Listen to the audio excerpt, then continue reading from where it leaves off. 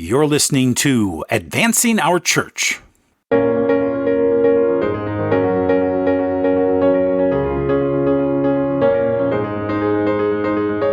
Welcome to Advancing Our Church, a Changing Our World podcast about Catholic stewardship, leadership, and advancement. And I'm your host, Jim Friend.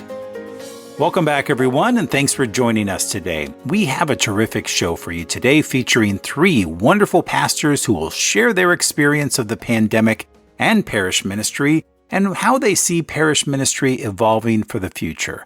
But first, this week we celebrate Juneteenth, which has long been celebrated by the African American community, but not recognized nearly enough by the white community.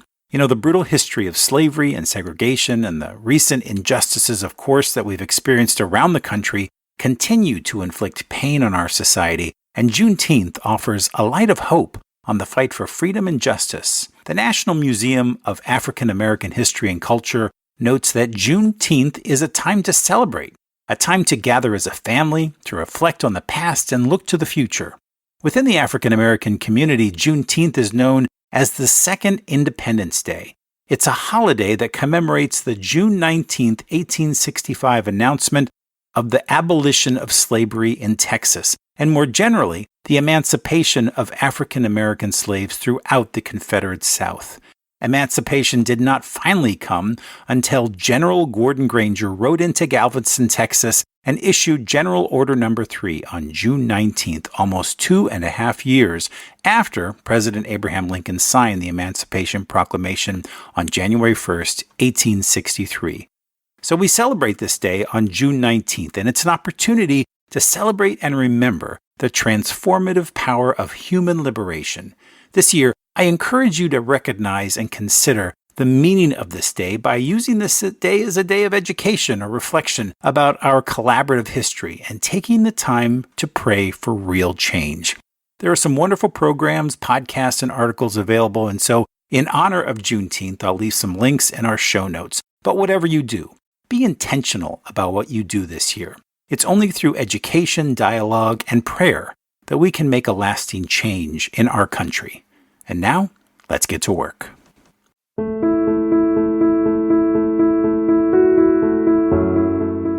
On our panel today, we have three amazing pastors who will share their experience of adapting to a virtual liturgical environment over the past year.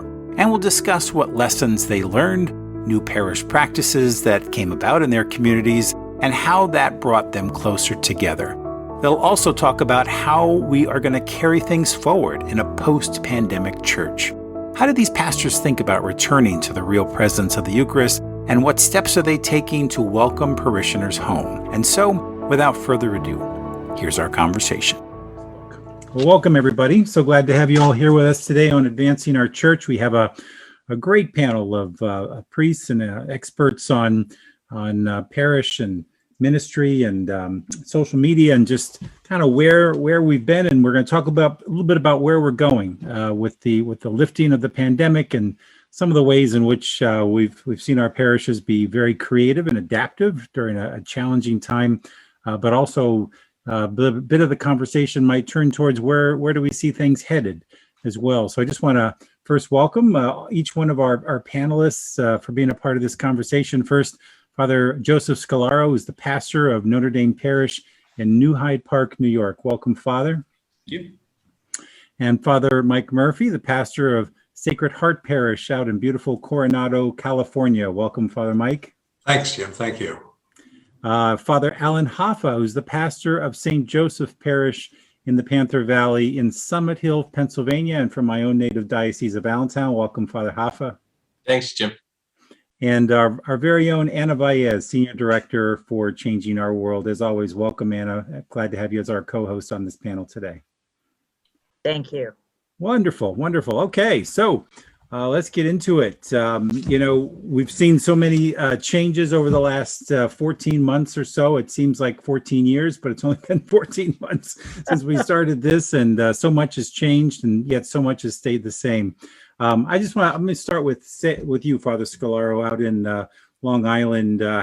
When the pandemic first hit, How did you initially keep parishioners engaged during the pandemic? And over the last year, how have you adapted to this pandemic and the social distancing? Well, I guess, when it first happened, we were all questioning how long this was going to last. So we put a few videos out just to tell everybody we're still here. Hopefully, this is our plan. But after the first few weeks, when we got the sense that this was going to extend beyond that, we started to build some long-term plans. We did a lot more. We shifted to an online platform for Mass. We were doing it every week. We started doing Bible studies and different, we put the rosary up, we put all sorts of prayers up, and we did a lot of formation online. And actually, one of the things I just started calling every parishioner from the beginning to the end of the list just to connect with everybody, say, we've got this stuff going on. Please stay connected. We're here for you if you need anything. Our food pantry was open and active. So I was lucky. I had a college student who's in film production. That's sort of his field. So he came in and just did it all. He set up That's great. in the office, Awesome. Set up everything in the church. So it was great. The two of us could come together and just try to find, innovative ways to reach out to people. That's excellent. We talked a lot about that on the podcast. Just it's a great way of engaging young people, and in a way in which they've been able to make a difference in connecting parishioners through social media, through ways in which maybe the parish wasn't previously connected. Yeah, and I think a lot of people are following this stuff, and as much as the online platform, it engages people. It's very much a beginning. You get something flashy, attractive, they see it, then they might follow up and say, "Oh, I should go to an event at that parish." I think it's like looking at the bulletin or looking at your Facebook or your website. It's got to have a little polish that gets somebody to stop, watch. Let me check this out. I think that's something this young guy really opened my eyes to. Is you can't always go deep on these sort of platforms, but you make it attractive. You don't want people scrolling by it. They get in, they see it, they engage, and then maybe they start to show up, or at least they give you a chance. Excellent. Great. How about you, Father Hoffa? How have you kept your parishioners engaged over the past year? You're on mute, just so you know. You're on mute. There we go. There you go. See, all of us, we're still, every once in a while, we think we have this technology thing handled, and then something happens, like you leave yourself on mute like that. You get so engaged. The one thing that I've reflected on, I have to say, is that there have been a lot of silver lining moments during this pandemic. Mm-hmm. And for myself, the biggest silver lining moment throughout this pandemic is that the pandemic has challenged me to grow in my identity as a priest in the imitation living out of the life of our great high priest, Jesus Christ. And I say that because, Jesus walked into a number of different situations, and they were all different, especially in his way to radically transform those situations through his love and what that pushed him to do. One of the things that I used in the beginning of this pandemic was to compare the reality of what Jesus would do in going into, areas where there were lepers. People wanted nothing to do with lepers. They ran the other way. And we hear, all of those different, instructions, through the scriptures and things of how lepers were treated. And yet there was Jesus. And so I took that on at an early time and said, okay, we need to rally the people and to be able to make sure that they can still stay connected. And that word relationship was something that always, Jesus wants a relationship with us. And there's so many ways in which we accomplish that through our faith, of course, sacramentally, spiritually in prayer. And so it was about making sure that our people could get connected in such a way. So like one of the things that we immediately looked for was the ways to connect not only with our parishioners who were tech savvy, but also in a way that our parishioners who are not tech savvy, especially our older parishioners, a number of them. So one of the nice things in being in a small rural area is that there are a lot of people who still listen to the local radio. And, they love their polkas, for instance, and stuff like that. So we were able to work out an agreement with the local radio station to get Mass on the radio, in addition to having wow. it live streamed and having an FM transmitter and having mass outside in a trailer while people were in their cars. But the great thing is that a number of people on our team jumped on board because they took on the missionary discipleship role also. One of the great groups that we had were our ushers, who helped to facilitate getting people parked for our drive-up masses every single week from when we went from June all the way until when we got back into church in November. Everybody played a part, and the word of mouth traveled, and it was very much about that early church that grew. It was almost like we hit a reset button and we had to grow the church and connect with people, and we did it in multiple ways. And I think that's the big thing. I'm in education too now, and I always love to tell teachers that, the big pop phrase right now is differentiated instruction for teaching. And I said, Jesus was the originator of differentiated instruction. And, it's differentiated catechesis. Everybody comes to Christ in a different way. We just need to find that way. And I think that was a lot of the neat things we were able to accomplish here in the parish. Oh, excellent. Tremendous. How about you, Father Mike? Well, on March 15th of last year, we were scheduled to have our bishop come out to the parish to dedicate our new buildings. We just finished this massive redevelopment project, first one in over 70 years in the parish. And yet on the 2 days earlier, on Friday, the 13th of March, we got the word that everything was being shut down. But it really turned out to be very providential in many ways later on, as I'll explain. But some of the things we started doing immediately, we felt the need to continue to catechize the people. So, of course, we had online masses. We had already, for several years, had live streaming, the capability of live streaming for our more elderly people or those who were homebound. So what we simply did with the pandemic was we improved that by adding a couple more cameras and more technology, which was very, very helpful. And then also beginning on that Sunday, the 15th, we began to online have a rosary every night at 7:00. And people were tuning in from all over the parish to that rosary to pray the rosary with us. And then after a couple of weeks, we started inviting families to come and lead the rosary.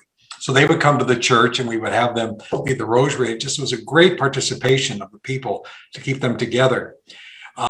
What we also did during those early years is we signed up for Bishop Barron's Word of Fire programs. And so we paid the license fee, and then we put the word out to all the parishioners online, gave them the link so that they can get on to Bishop Barron. And he has such tremendous programs on sacraments, on history of the church, on the saints. We made that available to them so the catechesis could continue. That was also was mentioned by Alan, Father Allen, is that I took our parish list and divided it up amongst all of our pastoral staff, and we all started calling people, just asking how they were doing and letting them know we're still here, we're praying for them. And then in addition to that, Coronado is unique in the sense that we're surrounded on three sides by water, sometimes called Coronado Island, but actually it's an isthmus. And the village, and we have two major areas, the village and then what's called Coronado Caves. And so I began walking the streets 3 days a week. I would start at one end on the bay side and walk all the way down toward the ocean side. I'd pick 2 or 3 streets a day. And I just walk, and I had the parish list, and I would knock on the door and just see how people are doing. During those days, everyone was still locked down. There was nobody going to work. Mm-hmm. And so I would just check in on them and ask how they were doing. Then I would ask, would you like to receive communion? And I would bring communion to them. And so many times when I said that, the tears would start running down their faces. They so desperately missed the Eucharist. Mm-hmm. And so I was giving communion out as I walked down the streets. So I did that for the first couple of months, and the first 3 months before we were able to open up again, at least in a modified way. And then when that happened, we could have masses outside. So because of the construction we had just gone through, we had this beautiful plaza with speakers and everything. So we invited people to just come and bring your beach chairs. Everybody in Coronado has a beach chair because we're surrounded by the beach. So they put their beach chairs in the plaza out in the grass area. And then across the street, we have a lovely park. So they put their beach chairs out there too, where they can watch their kids play on the playground. And we had mass every morning there, and then of course our Sunday masses as well. And we were getting 200-300 people at a mass for outside during those days. In fact, they enjoyed it so much they've come to me since then and said, "This summer can we continue to do masses outside?" So we're looking at that because they enjoyed being able just to roll up with their beach chairs and listen to the mass. So these are the things that we did to keep people engaged, as well as I said, doing the online technology and just reaching out to them in any way you can, the personal phone calls. And we kept our CRE, our children's religious education, growing by sending off. We would put together a weekly package, and then we would email that package or flock note that package to each parent who had children with the lessons that they could go over with their children in order to keep their children continuing to grow and mature in the faith. I tell you, all three of you are just inspirational in what you've accomplished for your communities, and I'm sure inspired your neighboring communities as well. I'm curious.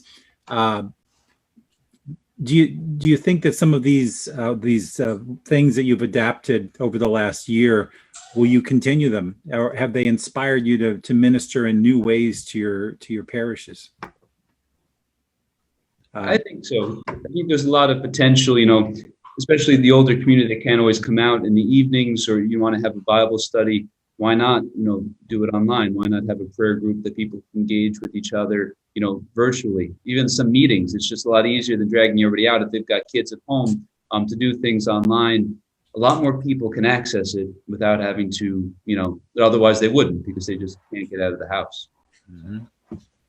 I would say it gives us the flexibility now in the future. I think a lot of people want to get away from the online stuff, but there are times when it's just very convenient when people can't make it because they have kids at home, that they can't get a babysitter. So we could have a dual meeting with some people present. And again, when we built these new buildings, I insisted that we put all the latest technology in there. Right. So I have large screen TVs in our meeting room so that we can do both. We can have a lot of people there live, as well as those who can't get babysitter or can't come, they can watch it online and participate that way. And I just want to say, Father, personally, I think you've done a great job keeping us all connected, through the pandemic. And I personally love the emails and having Bishop Barron, when you send that, weekly email out to all of us. It's great. And it's helped to stay connected, So I'm happy to hear you're going to continue the outdoor. St. Patrick's is doing the same. So, I agree with Jim. This is just inspiring to hear all of you talk about the ways that you've been able to continue to engage folks. So, God bless you all. So go ahead, Father Allen, you were going to say something. Yeah, I think one of the big things too is to not get caught up in the trappings of fear. I think that there along the way, a lot of times what limits people is we get into those, well, what if this turns out badly? And you know what? Being a rational person, it's good for us to consider those things. Right. But we equally have to, almost by trial and error, what if it turns out to be a great success at the same time? And we need to think that through. Like, for instance, one of the things that I've noticed when we were, before the pandemic hit, our daily mass had about 25 people on average who would come to daily mass every day. Now that I'm back, but I'm still, that we're back and we're still live streaming, we still have 25 people at daily mass, but we've gained another 30 people who watch our daily mass live. Right. So now we're impacting 55 people a day instead of just 25. Yeah. So, again, I think also it challenges us to increase catechesis. And, both of my brother priests have talked about, the ways that they've done, increased catechesis, which is great. And, I think that there's, we have to watch for those trappings. For instance, a number of people have said, oh, it's been wonderful to wake up on a Sunday morning and watch mass and have my coffee. And I said, yes, that's wonderful, except for you're not receiving the Eucharist. And that is the source and summit of our faith, especially as we just celebrated Corpus Christi. So I think it offers those opportunities for catechesis. But at the same time, it's okay to go and try something, see how it works, evaluate it, and then retool, drop it, or expound upon it moving forward. So I think that was one of the definite things of, I knew priests who were doing live streams before the pandemic. And I was like, nah, I don't want that to turn into a negative for the parish. But now that I've tried it and I've seen the result, it's something that I embrace and that I want to continue to use and to allow the people to benefit from. Do you think as a church, Father Hoffa, just to pick up on what you're saying, do you think as a church we almost needed this as a little bit of a kick in the pants to move the church into the 21st century, to move us towards new technologies in a ways that I feel as though it would have taken us another 10 years for us to get to where we are today, but we've moved in such a short time with more parishes now online, more available to more people. As far as catechesis go, our footprint, our digital footprint is probably quadrupled over the last year. Yeah. But I also think that what the pandemic has done is also shown some glaring areas where we have maybe failed in some ways. And I'll give an example. I was talking to a parishioner here recently who said, Father Mike, I don't know if I need to come back to Mass because I've had a great year. I watch Mass on TV and it's just fine. I'm doing just fine. I had to remind him that the Eucharist is not a spectator sport. But what it also points out, and this was a recent survey that came out, is that 40% of the Roman Catholics believe that the Eucharist is just a symbol. And I think, my concern is that people sitting at home just watching the live stream, they have no motivation to come to Mass because it's just a symbol. Jesus isn't really present there. And we as priests and catechists have our work cut out for us to continue to catechize and to teach about the importance of the real presence of Christ in the Eucharist. And I think this is, in the months ahead, we'll see how effective we're going to be, because there are going to be people, like Father Allen said, who are going to continue to watch Mass online.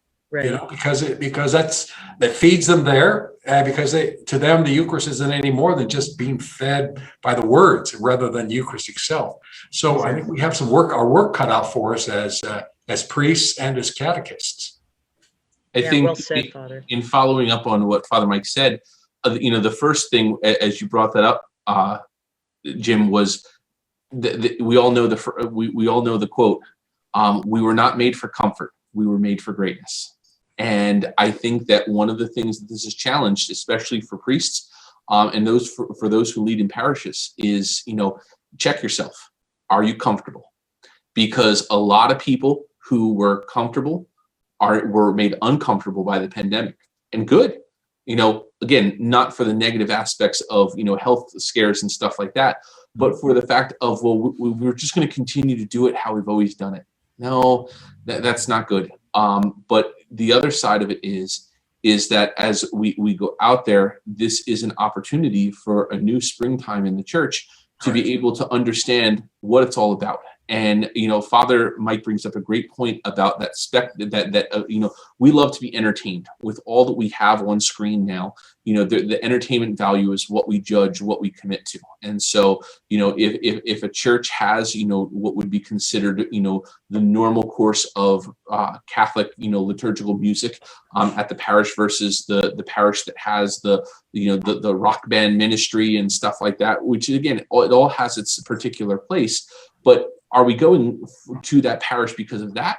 Or are we going, I always tell people, you got to go where you're being nourished. And the ultimate way that we're nourished is the Eucharist. And that's at every parish. And the Mass is at every parish. And so it's getting us back to what our roots are, while in the same way taking that core truth and connecting people with it in a different way. And that's been the beauty of what we've been able to retool here. Well said. Father Scolaro, you want to jump in? Yeah, I think it's valuable, but I think we do need to revisit how we use it moving forward, because I think one of the dangers is, like we've been addressing, is people get comfortable. This is how I'm going to live my faith. But I think, Father Allen, you were referring to this. The engagement always has to be personal. Our job as priests is there has to be that individual contact. If I can't minister to somebody by speaking into a camera to some anonymous crowd, all of our work is done encountering individuals. Like Christ, he had to speak to the individual and change their hearts. So I think an important part, I think what this did challenge us to do is remember we need to evangelize. For every one person in the pew, there's 10 people wandering around who has no interest in the faith. So what we're doing is, when we use a Facebook or an Instagram or any sort of social media or YouTube, we're putting it out there for the sake of those who might stumble on it and who we want to bring in. the people who are here, if we're putting out content for them, well, they're not going to come anymore. So It's almost like we start to shift, get them, they should be coming back to church for Sunday Mass and those sorts of things, but we should be putting out there, this person lives down the street and they had a real trouble with the scandal. Well, maybe we put out a video about how Catholics deal with the scandal. I have trouble with this teaching on the Eucharist. Maybe we put out something that explains why we believe it to catch the eye of those who aren't in. I think that's the real gift of social media, is you're able to project out in a way to help people engage with the faith, draw them in, and then you can, once they're in, then you have the chance to speak to them and make it personal and not personal technological world.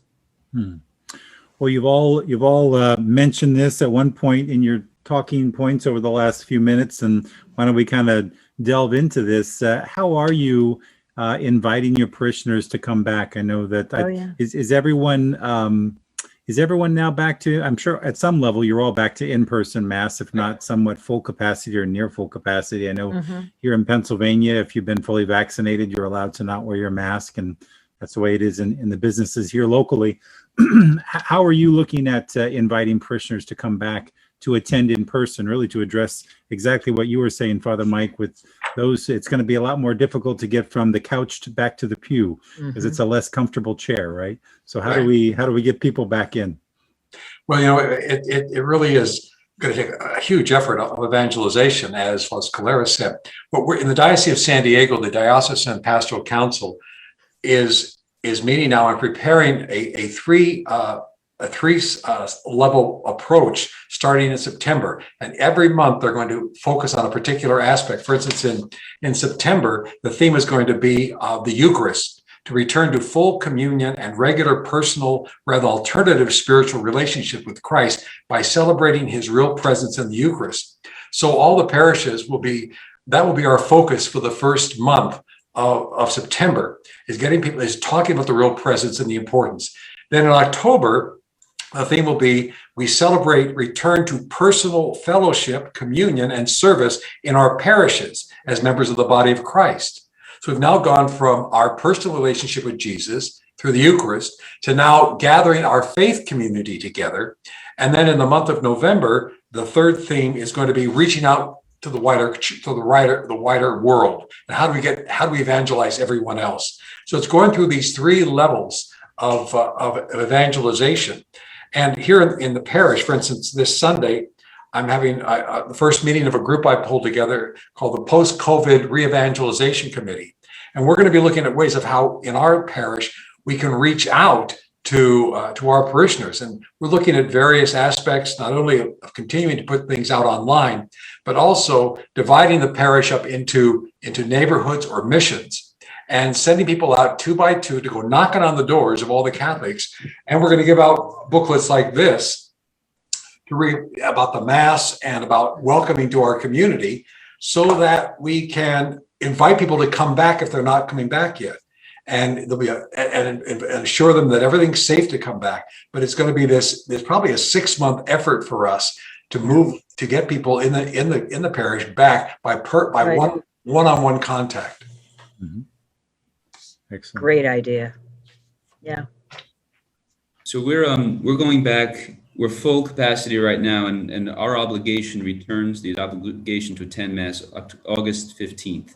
So the diocese is making a big push to remind everybody this. So for the past year, you haven't had to come. So God bless you all for, coming when you can or watching on the internet, but none of that has fulfilled the obligation because there hasn't been one. So this is a moment to remind people, it may be nice to watch online, but you're missing something, as we've all been saying. And so to give a strong encouragement to remind everybody this is the center of who we are. There's a commandment that informs us to do it. And I think one thing I know we had been trying to do is a lot of people, that, as we've been saying, they're not catechized. The Mass doesn't make sense. So what sort of events can we invite someone to that might start to ease them in? Having a holy hour. Okay, you don't need to know when to sit, stand, or respond. You just come, kneel, pray, help somebody encounter the Blessed Sacrament, and maybe they'll grow an appreciation of it. We've been a little cut edgy. Like we've had wine and cheese nights or whiskey cigar nights. We were allowed to do this. It's outside. And so you bring somebody, we had an outdoor mass, people stop in, they're hanging out, and you have an encounter and an opportunity to invite them. Hey, why don't you check out Sunday Mass, to draw them in to the community, and then maybe they'll be more comfortable to come to a religious event. So we've been trying to be a little more creative in getting people onto the campus, because once they're here, they meet people, they're comfortable, then maybe they're more inclined to show up on a Sunday. Yeah, that's fantastic. For lack of a better phrase, the old bait and switch is one of the best things that people have been using in sales and all types of things. And we do it all the same. What is that thing that draws people in? And let's face it, again, the playbook was 2,000 years ago. It's what Jesus did.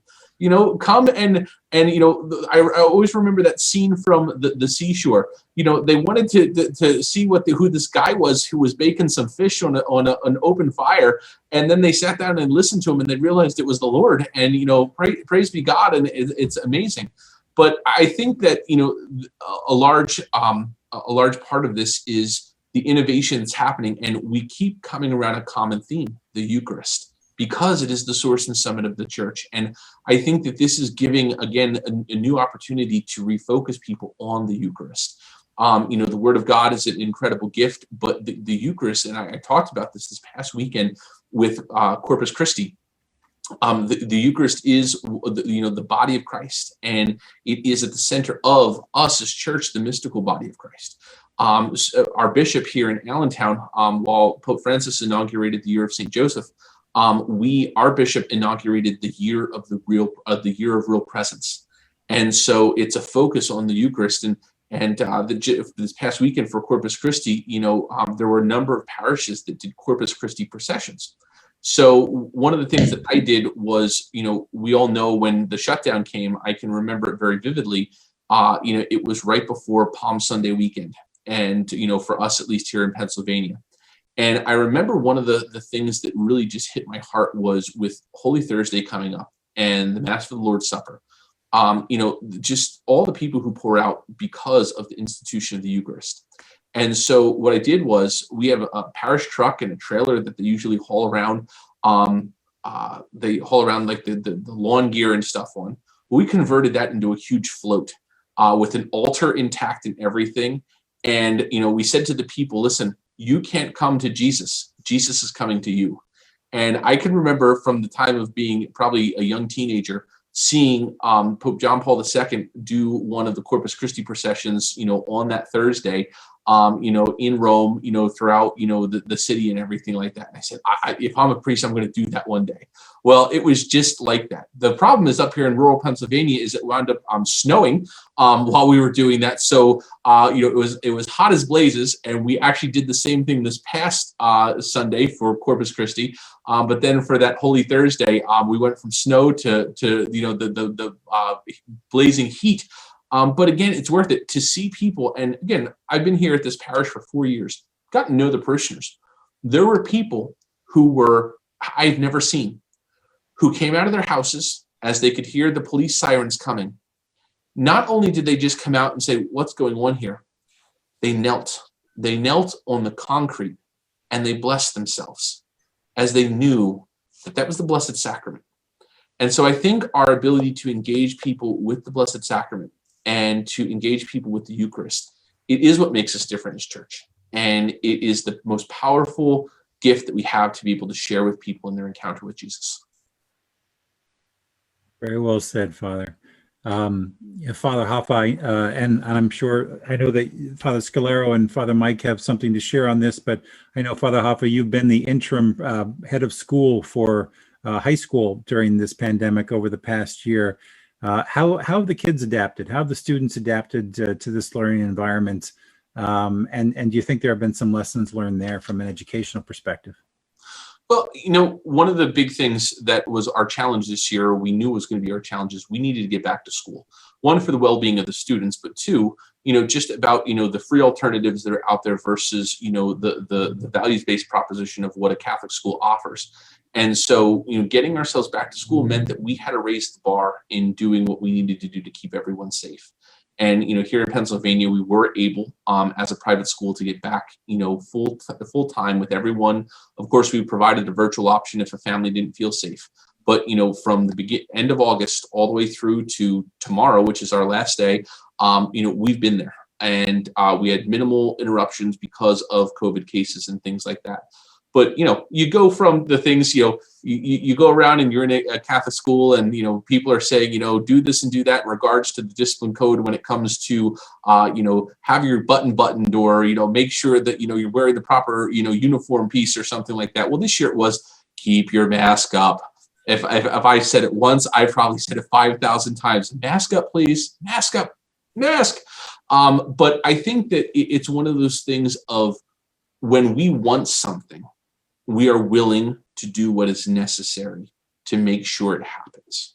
Mm-hmm. And again, it's a values-based proposition. So a lot of our kids, coming back over the summer, they wanted to play their sports. So they did what needed to be done, and we did it. Mm-hmm. They wanted to get back to seeing their friends, which meant they were going to go to school. We did it. But again, when we experience without, it also, distance makes the heart grow fonder. So as people, experienced that they didn't have something, they wanted more of it. And our students this year, realized what they wanted. Our seniors graduated this past Thursday. They wanted a graduation. They saw the abbreviated graduation that we had for the class of 2020. They wanted the real deal for 2021. They made it happen along with us.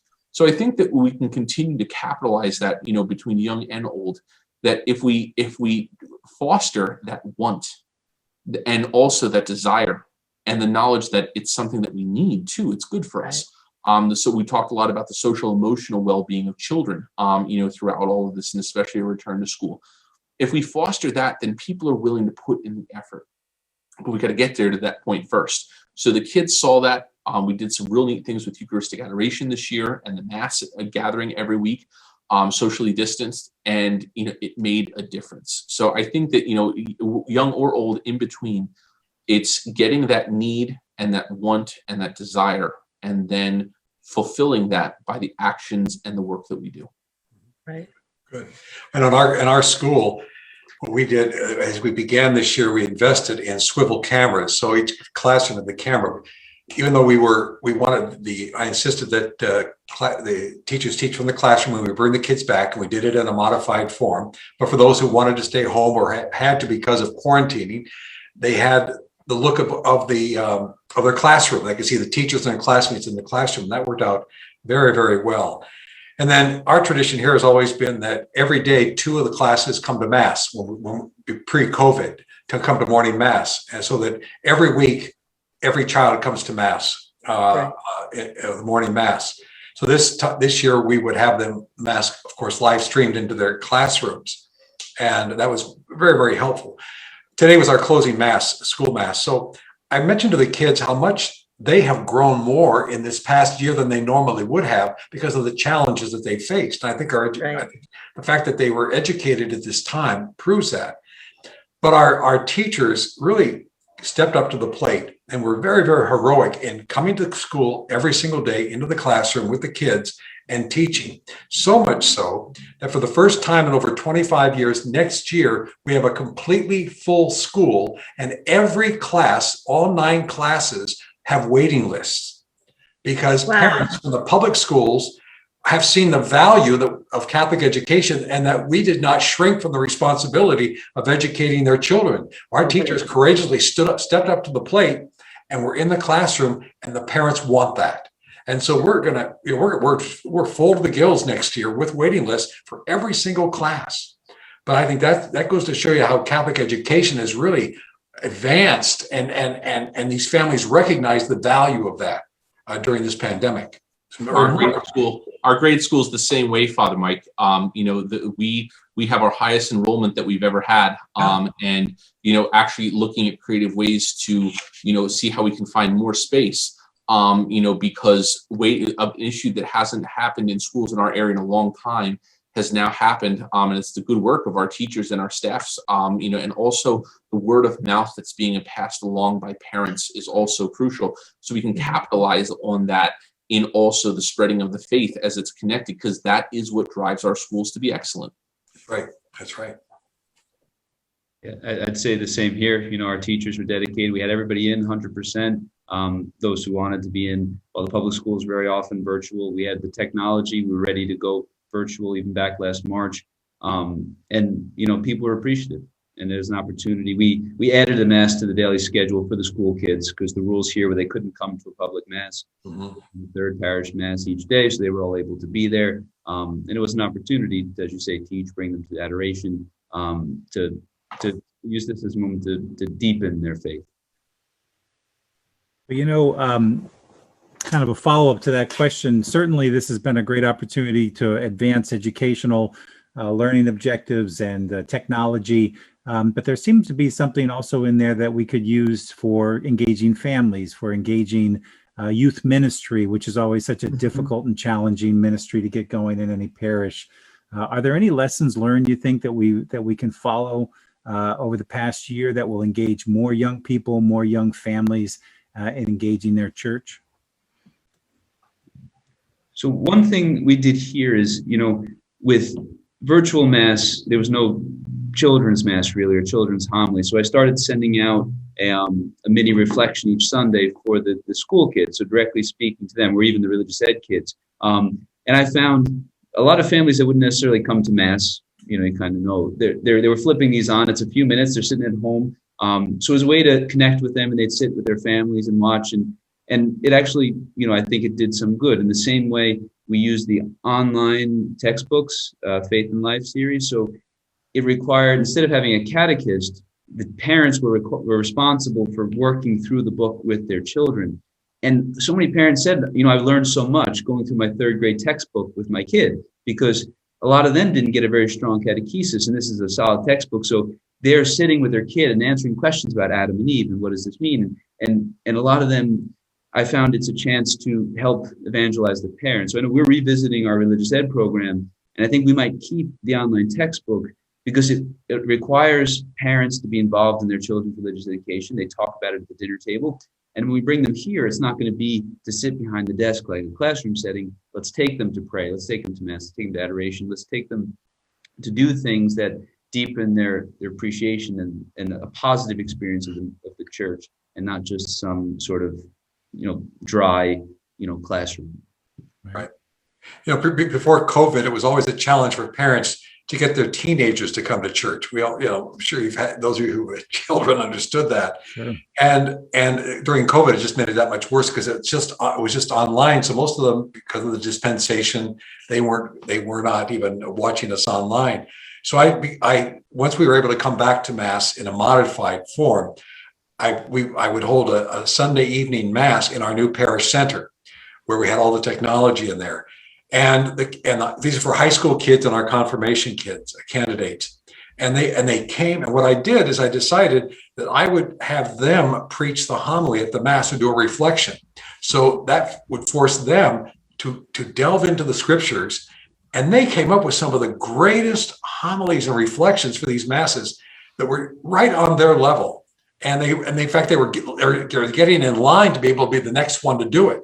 They enjoyed it so much. So that was a way to engage them into the mass became such a very personal thing to them. Mm-hmm. And they were truly engaged, as Father Allen said, that full active participation that we're called to. And they really felt that for the first time, I think, in their life, that they were truly participating in it. I think one of the pieces also that happens is, you know, there's different realities within the generations of the church. And so I always say, you know, you got the grandparents and great-grandparents, you got the parents, and you got the kids. And so the grandparents and the great-grandparents, you know, these are the people that were, a lot of them actively involved in the life of faith. And it was handed on, but they come from a different age where you do what you do because you're supposed to do it and you were told to do it. Whereas the parents, you know, fall into that, you know, and even now some of the younger grandparents fell into sort of the lost years of the poorly catechized. And then you have the children who are part of the new generation, who are the ones who ask why, you know, and there's sometimes their parents don't have the answers. Right. So I agree with Father Scolaro that we had the same reality that we would have, where the kids or the parents would be remarking about, the prep programs and stuff like that of what they were learning, and even in the Catholic grade school as well, because the parents were home, as like secondary teachers, and they were learning about the faith, in that regard. But I think the other thing too was for the older generations, because they were yearning so much for what they were missing, Right. It gave an opportunity, and I encouraged a number of them to do this, is you feel that yearning, share it with the younger generation. Mm-hmm. Because when we're able to instill that sense of desire in the younger generations and explain why you have that desire, then it becomes something, that they can cling on to, because you are answering the question why. You have an answer for them in that. And I think that that's been brought about more because of this pandemic, because before people said, well, you should just go do this because this is what we've always done. Not going to work for the younger kids as much. But now that ability to evangelize, to enter into disciple formation, is something that we do as church for one another. And I think that, for the young, this has definitely been one way that that's been accomplished, by, again, challenging the parents to teach and get themselves catechized, the understanding of the answers, but also giving that connection of the older generations to the younger generations and saying, this is why I miss going to Mass. This is why, the Eucharist means so much to me. And the other thing, too, is people have taken to expressing that. There was a woman in my parish who, the first Sunday that she could be back to receive Holy Communion, it was tears in her eyes, beautiful, beautiful moment. But she was able to, share with people what actually happened to her in that moment and why it was so important. And I think, again, that ability to breathe, and to speak the word, in our experience only fosters, you think about, as we talked about, the people coming to our schools, parents shared the word with parents. Let's continue to do that with faith too. And it will just breed more good.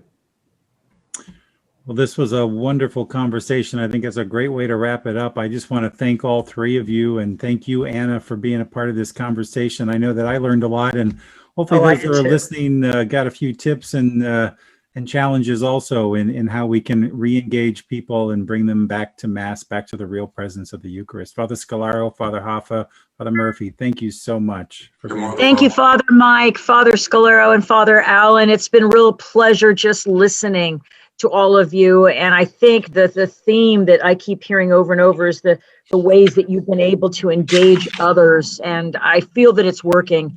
I know here at St. Pat's and at Sacred Heart, I know for a fact it is. So God bless you all for the efforts and the work that you're doing. Thank you. Thank you for your service to the church. God bless you all. Thanks, Anna. Bye-bye. Bye-bye. Have a great day. Thanks, everyone. Bye-bye. I want to thank Father Scolaro, Father Hoffa, and Father Murphy, and of course, the great Anna Vallez for being on our show today and for sharing their wonderful ideas and insights about parish ministry. I'll leave some links in the show notes to each of their parishes. And of course, to view the full video presentation of this podcast, I encourage you to visit the show's episode page on advancingourchurch.com. Well, that's our show this week. Many thanks to the Changing Our World podcast team and the Podesteri Studios for another great show. If you'd like more information about our show, please visit us on advancingourchurch.com, follow us on Facebook, Twitter, or Instagram. Advancing Our Church is a production of Changing Our World, and we are a fundraising and social impact consulting firm that has been advising both nonprofits and corporations for over 21 years. For more information, please visit us at changingourworld.com.